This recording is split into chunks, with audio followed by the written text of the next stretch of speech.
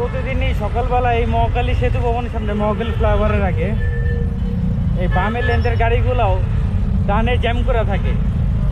এই কারণে অনেক সময় লাগে, ঠিক আছে। অথচ ব্রিজ পুরো ফাঁকা, আমরা যারা ডানে যাব ব্রিজে উঠবো তারা অনেক লম্বা টাইম জ্যামে পড়ে থাকে এদের কারণে। এটা দেখার কেউ নাই, কবে যেটা ঠিক হবে। এইভাবে যদি রাস্তা আটকায় রাখে তাহলে তো অনেক মুশকিল হয়ে দাঁড়ায়। সময়ের জন্য মানুষ বাইকে উঠে বাইকে যাতায়াত করে, বাইক নিয়েও বেরোতে পারি না, এতটুকু ফাঁকাও থাকে। আশা করি এটা দ্রুত ঠিক হয়ে যাবে, আইন শৃঙ্খলা বাহিনী একটা পদক্ষেপ নেবে।